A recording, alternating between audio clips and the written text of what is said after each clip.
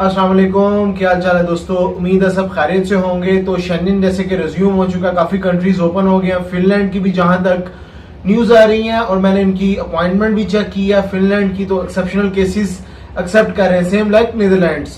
तो it's mean कि जैसे नीदरलैंड्स और फिनलैंड ओपन हो रहे हैं, एक्सेप्शनल केसेस हो रहे हैं विद इन 20 डेज और 15 डेज, ये नॉर्मल सबके लिए ओपन हो जाएगा, आप अप्लाई कर सकते हो। इसी तरह बहुत सारे कंट्रीज ऑलरेडी रिज्यूम है, लाइक स्पेन, इटली, माल्टा, फ्रांस भी रिज्यूम हो चुका हुआ है। उसके अलावा अगर मैं बात करता हूँ ऑस्ट्रिया की, ग्रीस की, ये सारे कंट्रीज रिज्यूम है। लेकिन बात ये होती है कि अप्लाई करना काम नहीं होता, वीजा लेना काम होता। बहुत सारे लोग कहते हैं जी शेंजन ओपन हो गया, अप्लाई कर दें वीजा। देखें, अप्लाई करना हो तो आप कनाडा में भी अप्लाई कर सकते हो, अमेरिका में भी कर सकते हो, ऑस्ट्रेलिया, न्यूजीलैंड, कहीं पे भी अप्लाई कर सकते हो। कहीं पे ये नहीं लिखा हुआ कि आप वीजा अप्लाई नहीं कर सकते। वीजा पूरी दुनिया में किसी भी कंट्री का अप्लाई कर सकते हो, लेकिन मकसद वीजा अप्लाई करना नहीं होता। मकसद होता है कि वीजा मिले भी, आपको वीजा मिले, ये बात होती है। तो अब ऐसे कंट्रीज जो कि वीजा देते हैं, जिन कंट्रीज में हमको अप्लाई करना चाहिए, वो कौन से हैं। देखिए, शेंजन पूरा 27 कंट्रीज का आपस में इल्हाक है। एक भी वीजा आता है तो आप 27 कंट्रीज में कहीं पे भी जा सकते हो। उसके अलावा शेंजन वीजा पे आप और भी काफी कंट्रीज अलाउ होते हैं।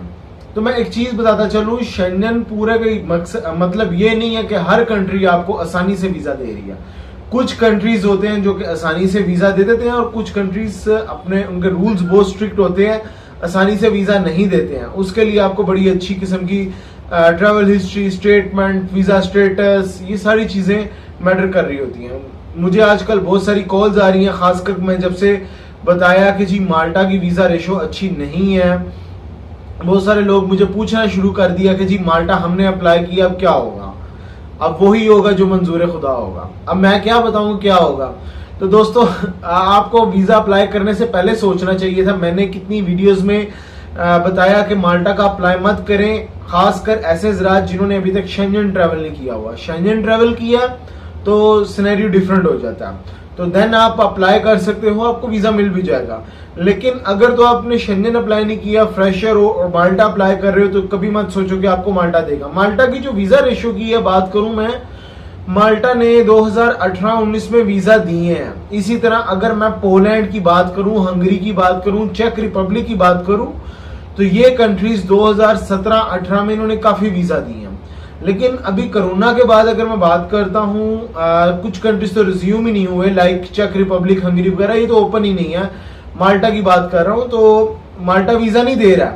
तो अपना टाइम, पैसा जाया मत करें माल्टा के पीछे, अच्छे कंट्री में अप्लाई कर लें। अगर कोरोना से पहले की बात करूं तो ग्रीस की जहां तक वीजा रेशो रही पाकिस्तानियों के लिए बहुत बुरी रही है।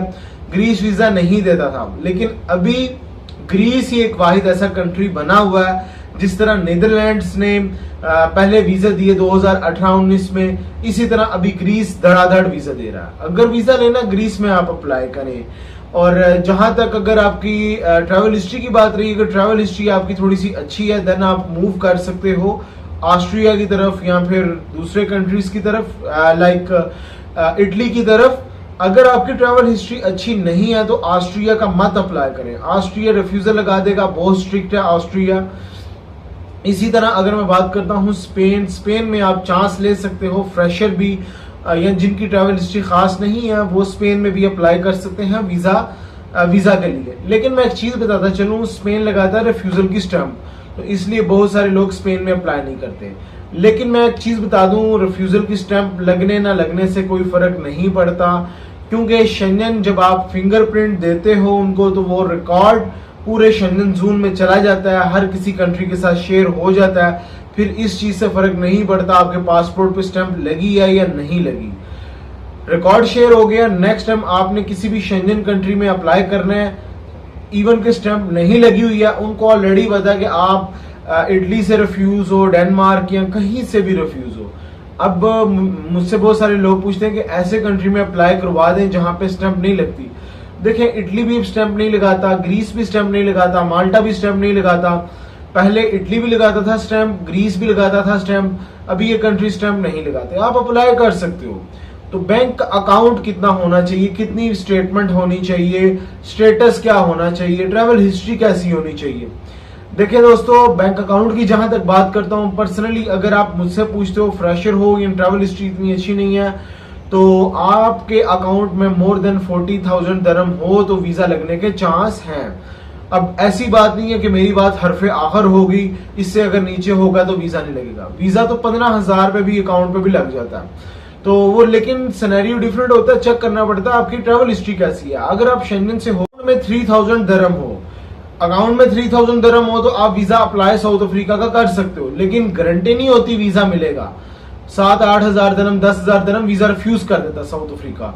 तो कम से कम इसी तरह ही अगर आप शेंगन वीजा अप्लाई कर रहे हो, ट्रैवल हिस्ट्री बड़ी अच्छी है आपकी, शेंगन होके आए हो, 15-20 हजार दरम से काम चल जाएगा। फ्रेशर हो तो फिर आपको अपनी स्टेटमेंट अच्छी मेंटेन करनी पड़ेगी, तकरीबन 30 से लेकर 40,000 दरम कम से कम अकाउंट में हो, देन आप अप्लाई करें, वीजा लगेगा।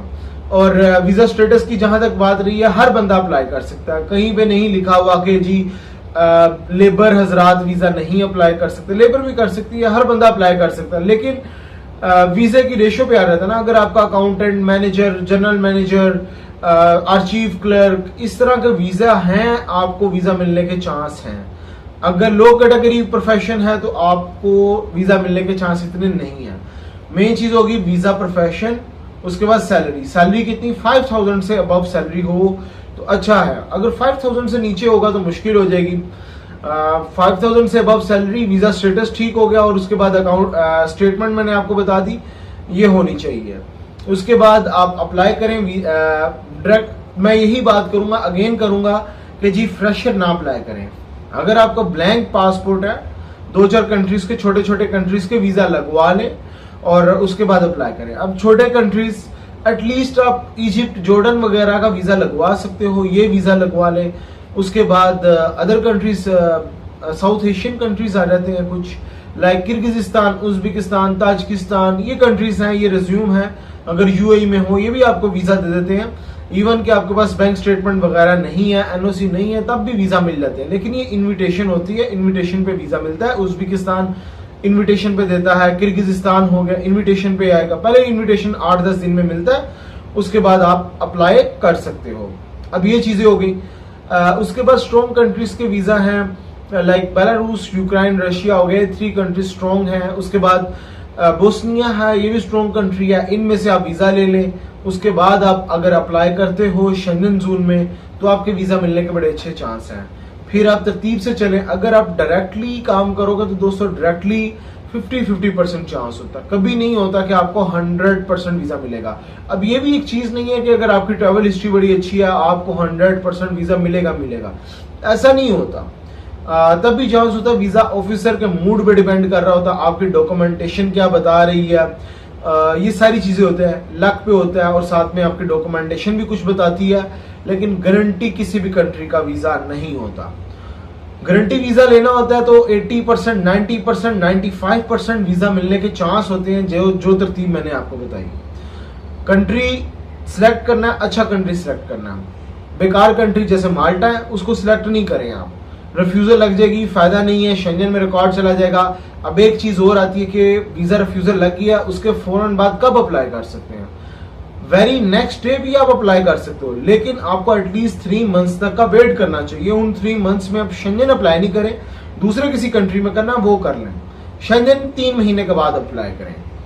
फौरन अप्लाई करेंगे आपकी अगेन रिफ्यूजल लगेगी। अगर नहीं किसी भाई को यकीन तो वो एक बार अप्लाई करके देख ले, रिफ्यूजल आ जाएगी। तो दोस्तों मेरा डिस्क्रिप्शन में ऑफिस का एड्रेस, कॉलिंग नंबर मिल जाएगा, डायरेक्टली कॉल करके आप मुझे ऑफिस में आ सकते हो। नेक्स्ट वीडियो में मिलेंगे नए टॉपिक पे। ख्याल रखिए अपना दोस्तों, टेक केयर।